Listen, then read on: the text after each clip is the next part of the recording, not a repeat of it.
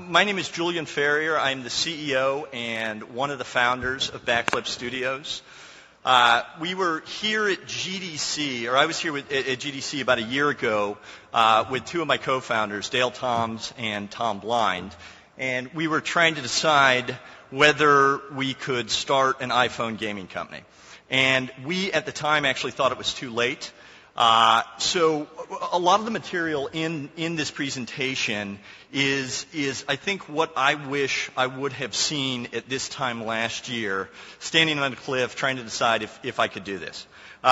So here goes. It's basically 10 months in the App Store, what we think we did right, and more importantly, what we think we did wrong. So, I'm going to take a page from, I don't know if anybody saw Randy Smith's presentation yesterday. It was wonderful. The guy is truly an encyclopedia of game knowledge, and there's been a trend among sort of the people presenting to show their game cred. So I thought we'd start out with ours. Admittedly, the initial team that founded this company had not made a game since 1983. We made it on the Atari 800. I suspect not a lot of people are still using this. Of course, you know the game is Sharky. Sharky was like Pac-Man, but with sharks. And I obviously don't need to tell you guys about it because you probably read the in-depth article that appeared in Softside Selections in the summer of '83. So here we were, experienced game designers, trying to figure out how to start an iPhone company and what could possibly go wrong. Okay, so here's a snapshot of where we are today. We created a company with the intention of building casual games for a new breed of mobile gamers.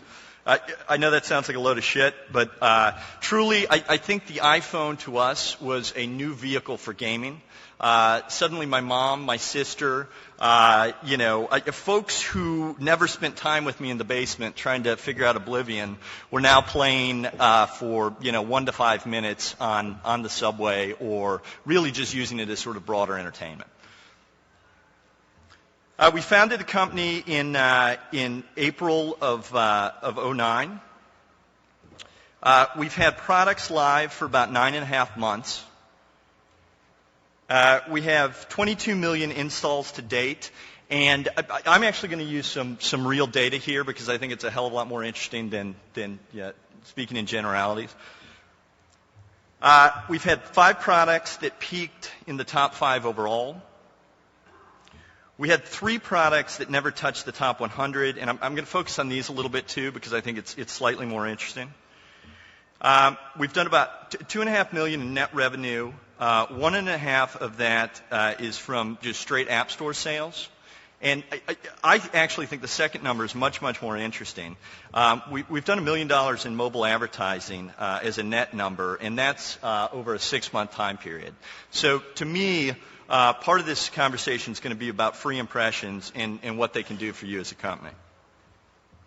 We initially raised about $145,000 in startup capital.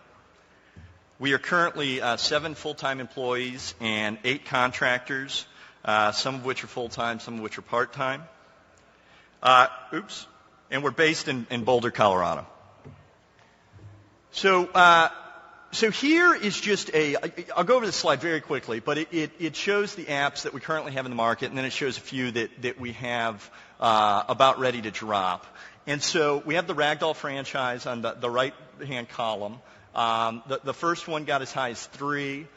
We pushed out a free version. That got as high as 3 as well. Recently, Ragdoll Bastard 2 has been as high as 5. Then you move over to the left. The second column is Paper Toss. That's probably what we're best known for as a company. Sort of just a super, super casual free game that's pretty close to 17 million downloads. So that got to number 1 free. On the heels of that, we created a paid version for $1, Paper Toss World Tour. We got a lot of user feedback that people weren't in love with the ads, so we created an ads-free version. And then I just threw this other one in here because we're going to continue to move down this franchise, making sort of deeper, more interesting games, albeit deeper, more interesting casual games. And then the third column is Harbor Havoc 3D, which to us was a bit of a disappointment. It was a line drawing game. Everybody in the office fell in love with flight control. Our intent was to build a better, more interesting flight control. I'm not sure we did that, and I'll talk a little bit about where we came short. And then in the far left here, the last two columns are 7 free games that I have in the queue.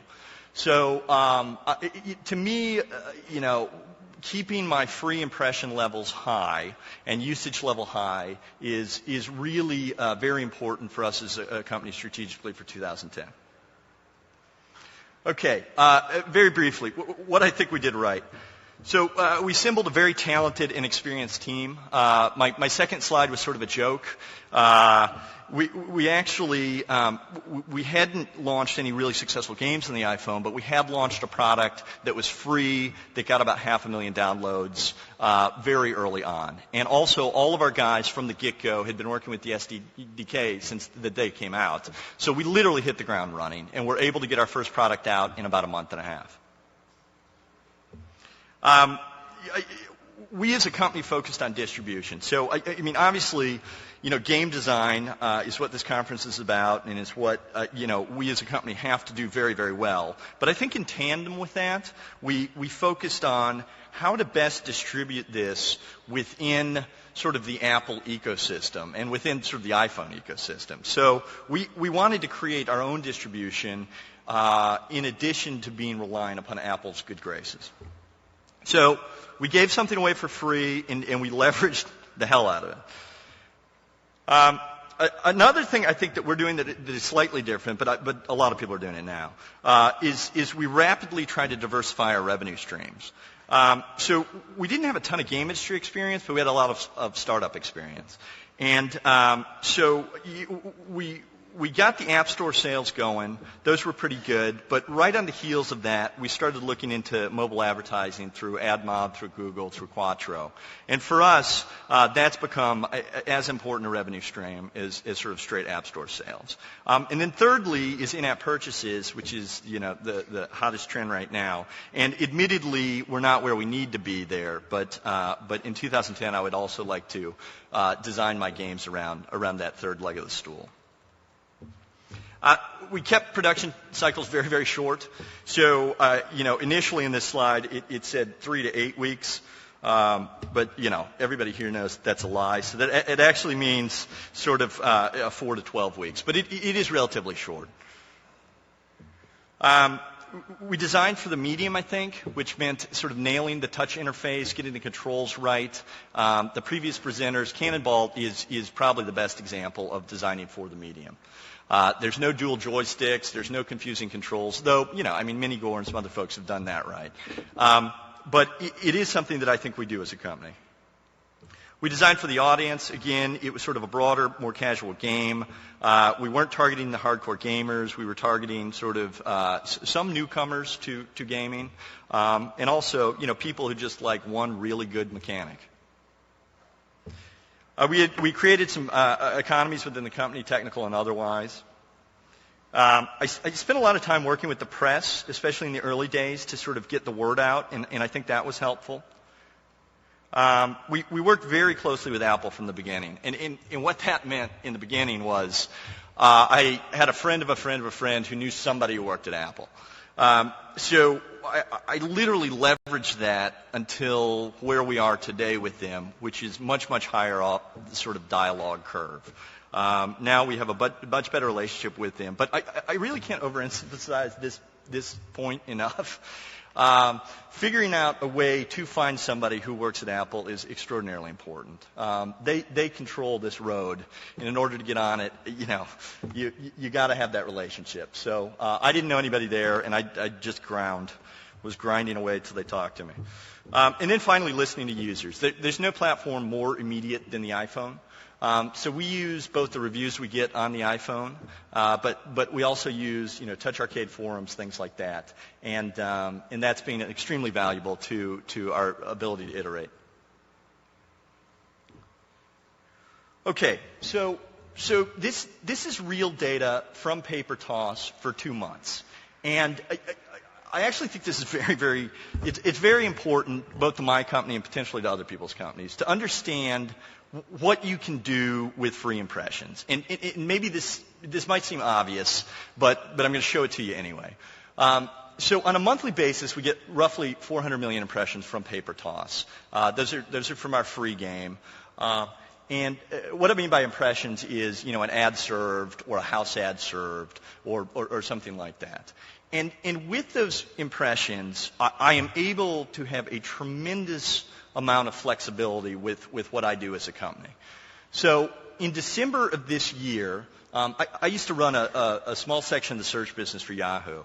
And I knew that eCPMs throughout the year would peak in December. So what you can see in the first column here is that I overweighted my 400 free impressions to external advertisers. And what I mean by that is impressions from AdMob, from Google, from Quattro, from Millennium, from a bunch of these guys. And so I overweighted that to the point that it was almost all of it. And you can see that my yield, if you go from advertiser down to ad sales, my yield was very, very high there as a result. And my house ads, I knew that there was going to be sort of a lift from the holidays anyway. So I underweighted my house ads. And I guess I should mention that we use Paper Toss and the free impressions there as a vehicle to sell a lot of our paid applications. So underweighted house ads, and I got a fine yield.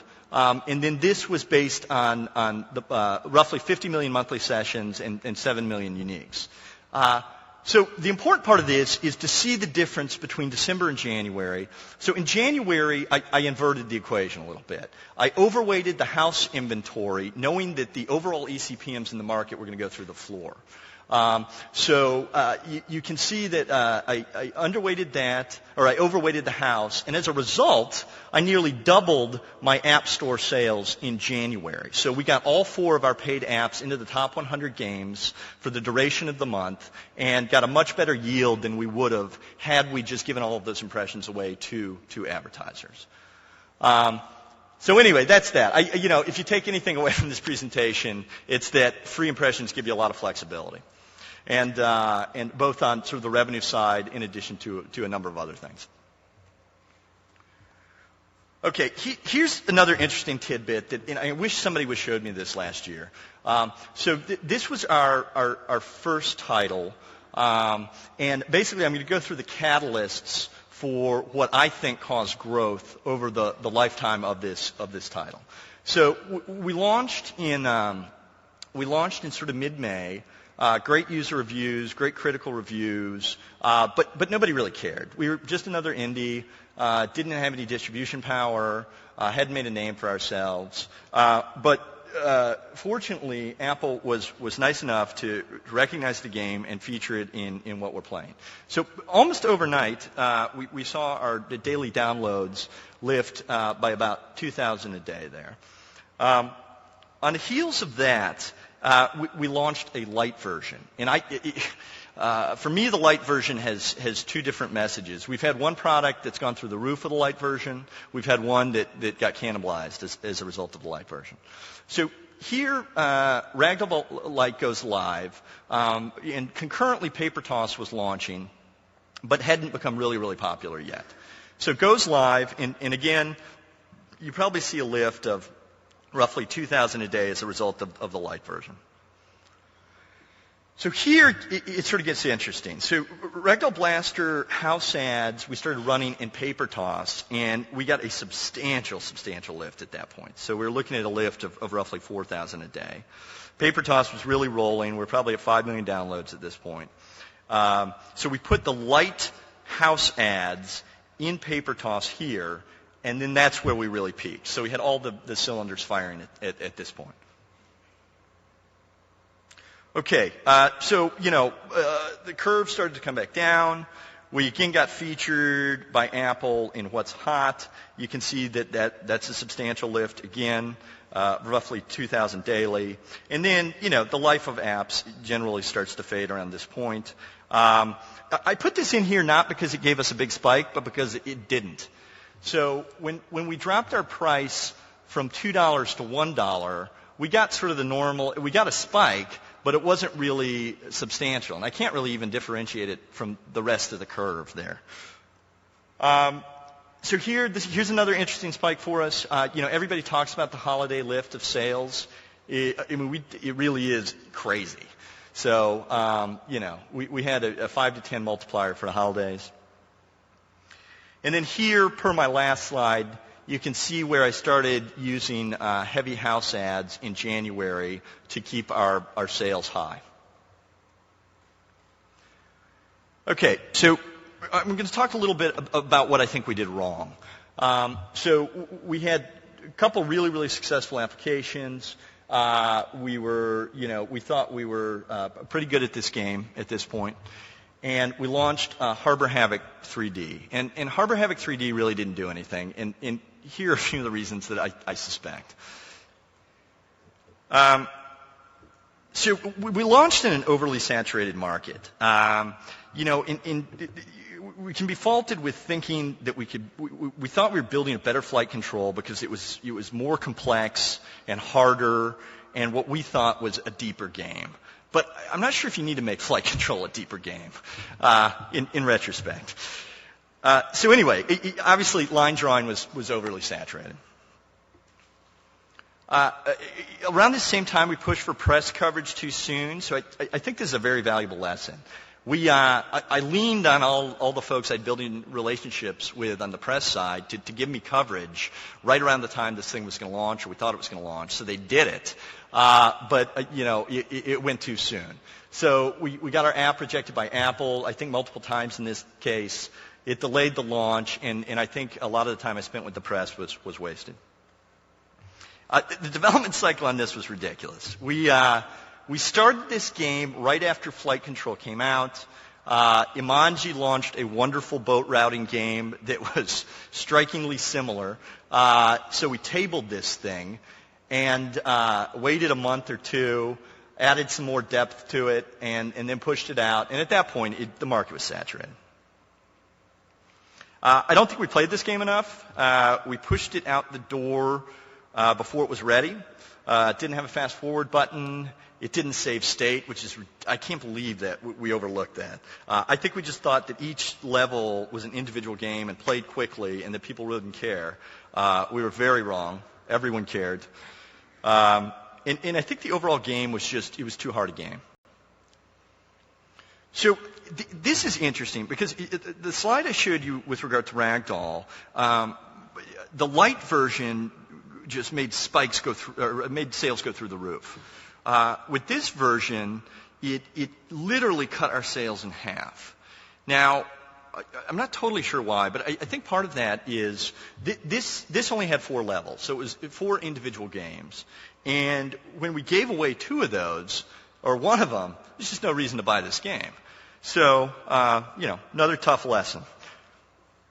We were overly reliant on the potential lift that Paper Toss could give us. And I think this is important. So, free impressions really do help you from a distribution standpoint. However, it doesn't mean you can't make good games. So I think we made an okay game and thought that we could more than make up for that with, hundreds of millions of free impressions to sell it. Wasn't the case. Okay, now all of this said, we're going to repackage this and make it a free game. So I'd like everyone to try it after saying all of that. So it was designed to be a paid app and not a free app. Should have been a free app from the beginning. Here's a couple other things I think we did wrong. We have not yet diversified into in-app purchases. One of my things is preaching diversification from a revenue standpoint. We as a company haven't done this. When I make up excuses, I say it's because we're only 7 guys. But realistically, this should be an important part of our business and will be in 2010. We need to scale as a company quicker. So I know I can be successful as a 7-man shop. Can I be successful at 14, at 21? I don't know what's going on in the marketplace. I have some guesses, which I'll show you. But I suspect we need to get more and more scale a lot quicker than we currently are. Especially when I come to the Bay Area and panic. We're based in Boulder, but it takes me 1 to 4 hours in the Bay Area before I'm yelling at my guys after one conversation with Zynga telling everybody we're not moving fast enough. Okay, what we want to do now. So I want to blow out distribution for 2010. I want to get 5 to 10 free apps out per quarter. I have one free app out with hundreds of millions of impressions. Can I grow that up? Can I keep this pipe wide and the impressions high? What you see on the right-hand side is an image from our next free game by the name of Strike Night. I went to school in upstate New York, spent a lot of time in dark bars, and this is a result of that. So it's a simple one-screen flick bowling game, and I'm hoping it's going to be a popular free app. I need to expand my mobile advertising capacity. That goes hand in hand with the first. I want to explore in-app purchases. I think I've driven that home. I want to continue to build and expand franchises. So I don't know if anyone saw the keynote this morning in the social group, but it was this wonderful talk about sort of moving to free. And a lot of it was speculation that franchises are going to become more and more important. So there's a little bit of duh there, but it's something that I want to execute on. Aggressively grow the team and output. This is standard grow business stuff. Scale the revenue curve. As I alluded to before, I know what I can do with 7 people. Can I keep 75% margins when I go to 14? Can I keep 50% margins when I go to 21? I don't know, but those are my goals. Pushing free products to other platforms. I want other platforms to become important. And they're not quite there, but I'm hoping they become so. Do we need to build our own back-end tools? I don't know. There's a lot of people doing it. I think there's, from the conversations I've had here, there's a lot of partners who are now really willing to work with developers on their needs on the back end, so I'm less inclined to actually build our own. That, and it's a server nightmare and requires a lot more people than I have. I want to explore turn-based gaming. We are super, super hot on this. This to me, so far I don't think the Zynga, Playfish, DNA game book has worked perfectly on the iPhone. And I don't totally understand why that is. But to me, this turn-based gaming and games like Words with Friends are the first spark that social is about to explode on the iPhone. So I'm excited about this area. I want to license some content. My favorite example here is, and I'm not going to get this name right, but Freeverse had this awesome game where you roll the ball into holes, and it was called 4 holes in a ball in a cup. I don't even know the name. But does anybody remember that name? Yeah. Almost nobody remembers that game. But what they did, which is brilliant, is they went out and they licensed Skee-Ball, and they've been a top app for the last 3 months. That is genius to me. So, clearly branded content makes a difference. Increasing social elements in games, I alluded to this before. This needs to happen more and more on the iPhone. I certainly think it will this year. Continuing to build a brand. And then finally, something we're going to try is we're trying to design some of our games that we put in-app advertising in to be not really that intrusive to the user, but some people just don't like ads. So in Paper Toss, I stick it at the top, or on Strike Night, I'm going to stick it on the top. But I want to offer people a $1 buyout, and then I want to crunch all the numbers and see if that makes sense in retrospect. So that's something I'm going to try.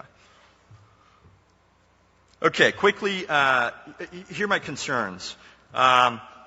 Narrow window to truly scale distribution. So, look, people are catching on to free. I'm not the first person. People have written books about this. This is an age-old, sort of business practice. But folks like Donut Games, folks like NG Mocha, people are coming in hard and strong with talent on the free side. And I want to get some scale before you can't do that anymore. So skipping down, Zynga, CrowdStar, Playfish, Playdom, DNA, these guys are going to become serious about the iPhone. Right now, I think it's a rounding error to these guys, but I don't think it's always going to be so. What does Quattro acquisition by Apple mean for developers? So it could mean 2 things. Here's the scenario I like. So Steve decides to flip the equation for developers like he's trying to do for print publishing. So I make 70% of the revenues, they take 30. That is a great scenario. So I hope they go in that direction, but they have the power to do whatever they want. So we'll see where that goes. I am cautiously optimistic on that, knowing nothing.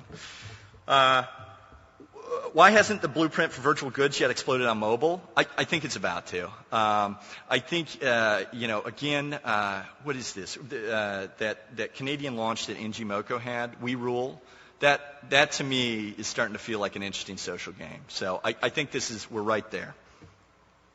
Time to move now is turn-based games, set up before, waiting for Android to become meaningful. How can I best communicate directly with my users, and how important is this? So this is something I think everybody's trying to figure out. Right now I communicate with my users through the front end, basically through a free app with an ad or some other message that way. It's been effective so far. I mean, eventually do I need to have backflip points? Do I need to be able to message them directly? Do I have to email them?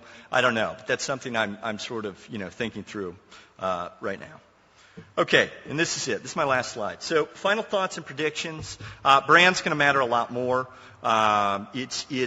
Quickly we're seeing the brands rise to the top on the iPhone. It's only going to become more and more significant. Distribution will matter more. These are heavy-handed and obvious, but I'm going to say them anyway.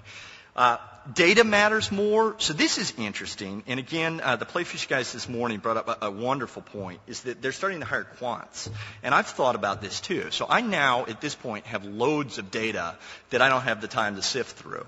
So having data inform what you do on the design side in addition to the distribution side will be invaluable.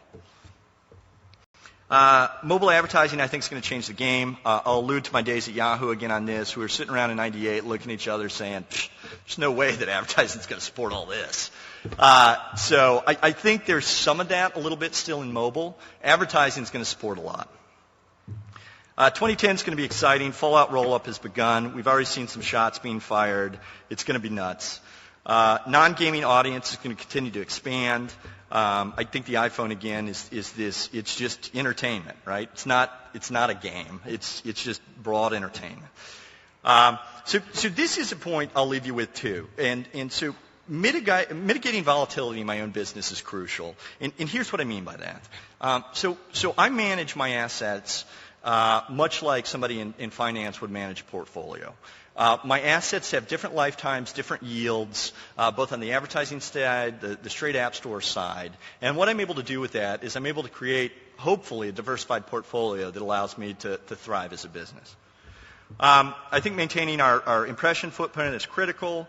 I'll say this. I think Apple is getting better at this game. They're starting to approve us in like 2 to 3 days. And early on, there was a lot of criticism about what they're doing. I think that's toning down a hair. But I think that Apple is serving up the opportunity of a lifetime for developers. I've never seen anything like this where a smart group of 3 to 5 guys, even one individual, can create a game, and then suddenly they have an audience of 75 million people to sell it to. That to me is extraordinary. And then my final point is have fun. It certainly beats working for a living. So it's a wonderful business we're in, and we're having a hell of a time. So thank you.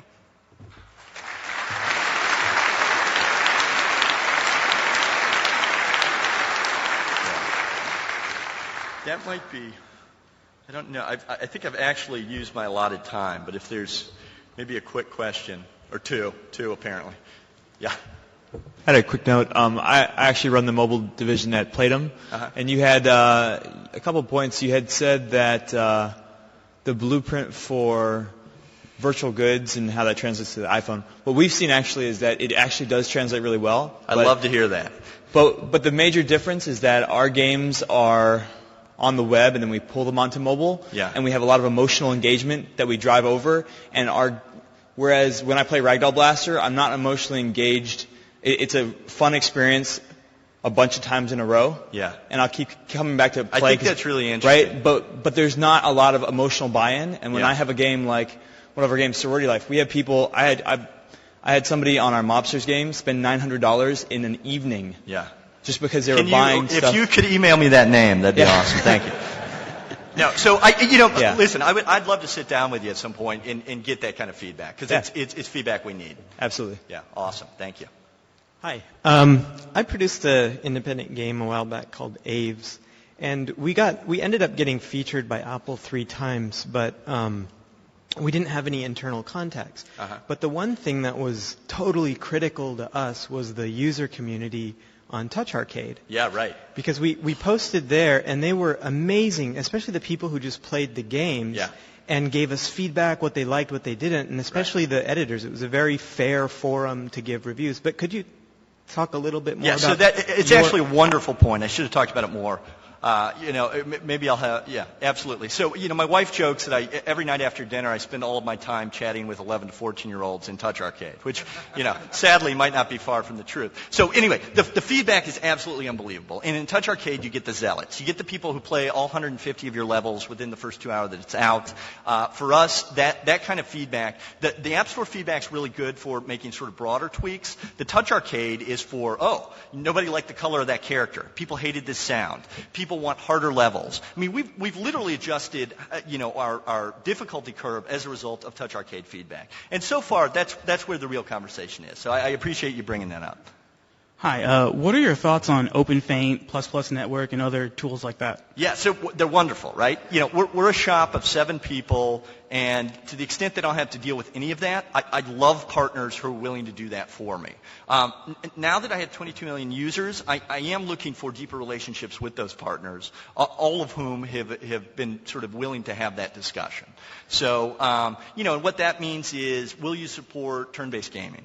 Will you allow us to have a conversation with these users if it falls under your terms of usage? I mean, are there ways to become deeper partners with you guys? But, I will say our relationship with Plus has been excellent. And they've really given us the tools we've needed thus far. So, cool. Thank you. Yeah, thank you. One more? One more. I'm getting the axe call. Do you want to just ask me afterwards? Okay. Yeah, thank you.